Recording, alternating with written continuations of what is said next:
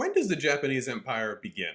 This is an interesting question, and there's actually far more to it than meets the eye. You might think it should be a really simple answer, and in most textbooks, most reference compendiums or whatnot, the answer is simple: 1895, and then it goes till 1945, the 50-year empire. And technically that's true, but we can complicate this a little bit. Let's take a look at the Japanese islands. Think about what composes modern-day Japan. There are four main big islands that we talk about today. The main island is Honshu. Honshu is where you find Tokyo. It's where you find Kyoto. To the southwest of that, you've got two other islands, one a little small barbell-shaped one, Shikoku, and then you also have a slightly larger circular one known as Kyushu. Now you're getting close to the Korean peninsula down here.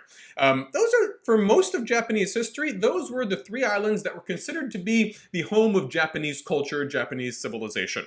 Okay, but today there are four main Japanese islands. In the far north, the island of Hokkaido. Why is that not usually considered to be part of the original three, centers of Japanese culture? Well, Hokkaido, along with the Okinawa or the Ryukyu Archipelago to the southwest, are two other areas that are sort of in this gray zone in terms of, are they Japanese? And is Japanese expansion of their power and culture to these areas representative of an empire or not? These are thorny questions. Hokkaido, prior to the Tokugawa era, was entirely populated by people who, if we want to use just one term, we can call them the Ainu. There would have been multiple types of people, some fairly closely related, who have linguistic and cultural affinities with the Amur Basin in northeastern Asia, Sakhalin Islands, southeastern Siberia and whatnot. They were not Japanese in a linguistic or a cultural or ethnic sense either. And then Okinawa is the biggest island in the Ryukyuan Archipelago that extends about 600 miles or so from Kyushu in the southwest all the way down until you reach Taiwan. Okay. Hokkaido was gradually incorporated through various commercial agreements, prospecting ventures, the occasional Japanese settlers, mining towns and whatnot, in the course of the Tokugawa era, essentially, the 17th century and the 18th century, and then finally by the 19th century, it's largely regarded as Japanese in culture as well, very few Ainu people. The Ryukyuan Archipelago was oftentimes a place that saw itself as an independent kingdom that nevertheless was sandwiched in between the powerful Japanese to the north and the Chinese to the west, and often paid tribute to both of these and tried not to hide the fact that they were paying tribute to both of them at the exact same time. Now, Okinawa is also gradually incorporated over the course of the 18th and 19th century into Japan. However, there is no single war. This is something that you have to think about when you're thinking about the definition of an empire. Later on, these will be areas that are seen as definitely non-Japanese in their original culture and language and all of that. And in the case of the Ryukyuans, they had their own independent political state as well, their own kingdom. But there's no one war. There was never a battle of Okinawa in the 18th or 19th century, not the World War II one, or a battle of Hokkaido. That formally sort of, okay, we had this battle, we won, and now this was formally becoming a part of our state.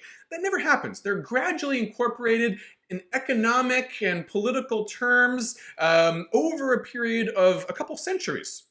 All right, not the result of war, even though the Ainu and the Okinawans had just as much ethnic difference as Chinese or Southeast Asians did from the Japanese. These issues will also come back when during the U.S. occupation, in which they're trying to decide, is Okinawa a part of Japan or not? And they'll actually say, okay, our occupation is over, but we're going to have our military bases in Okinawa, and you're going to have to cede a significant amount of political authority for us to run our military bases in Okinawa, because Okinawa still isn't totally Japanese. There will be that lingering sense even into the 20th century, and these are issues that are still dealt with today as well.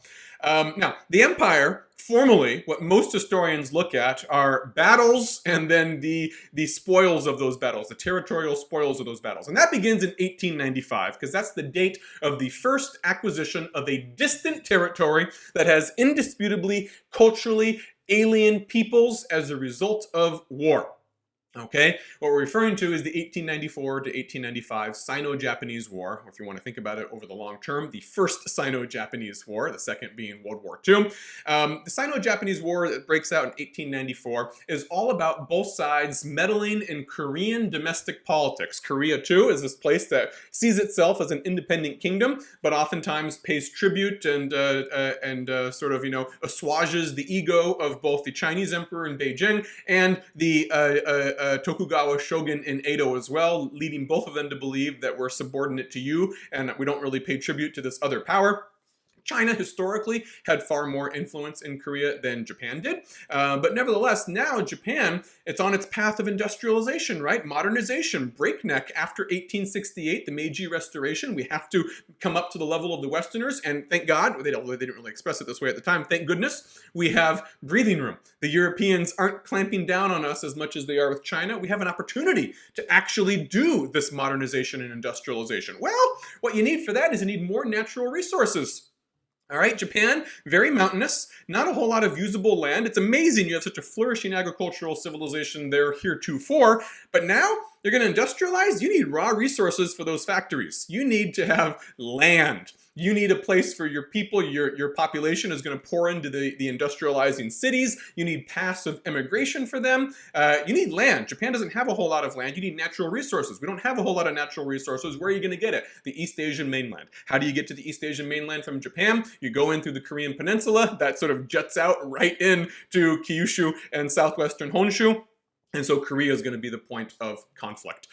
China always saw Korea as its backyard. Japan sort of saw it as its backyard. And they eventually both use instability in Korean domestic politics to get an excuse to station their troops there in the name of protecting the Korean king. Isn't that always what they're doing, right? We're just protecting you. We're not invading you. And then, not surprisingly, the Qing Empire and the Meiji Japanese troops have a conflict with each other. They start fighting, and then Japan eventually defeats the Chinese soldiers in and around Korea. It becomes a naval battle as well, destroys the navy, another one of these crippling things that happens to the Qing Empire. That's not going to happen to Japan because they were able to modernize first.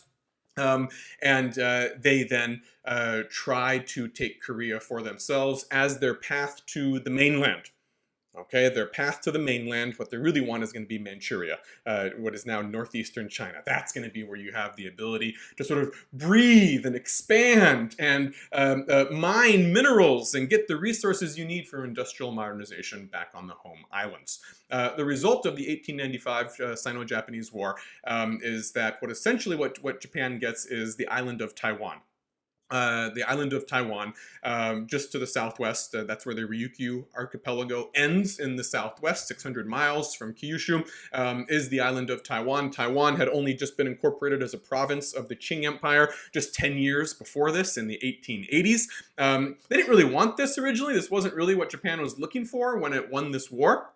When it went into the war, it wanted Korea. Korea is really what the war was fought over. Who's going to have preeminent influence in Korea? But Russia successfully protests, wages a diplomatic objection. And because Russia is a powerful Western state, they are able to sort of get to the negotiating table and apply pressure to say, we can't let Japan have Korea. That will upset the delicate geopolitical balance. It'll destabilize everything. And we still have the ability to dictate terms to Japan. Japan can defeat another Asian power.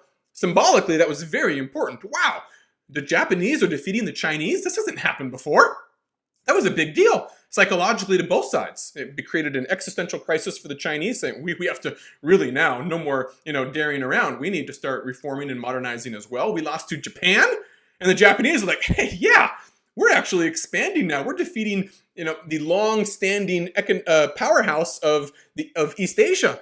And so he said, we wanted Korea, but Russia was able to sort of undercut that and make sure that Korea would still be nominally independent, because the Russians want to have influence in Northeast Asia as well. They're coming overland. They're building the Trans-Siberian Railroad, and they too are saying, hey, we need to have a frost-free port, Vladivostok, just to the northeast of the Korean Peninsula, and they want to make sure they have influence in Korea as well. So that sort of puts this conflict off into the future, but for the time being, most historians say, okay, we had a war, we had a distinct transfer of territory, distant territory to Japan, that we can date very clearly in time. This is when the Japanese Empire begins, right after the Sino-Japanese War, and taking Taiwan away from the Qing Empire, not with the incorporation of the Ainu and the Ryukyuans gradually over several centuries. But now Japan is going to have to face not just the Asian powers like China, which it's now overcome, it's going to have to deal with the Russians. It's going to have to deal with the European powers who are still trying to prevent it from getting that East Asian mainland hold.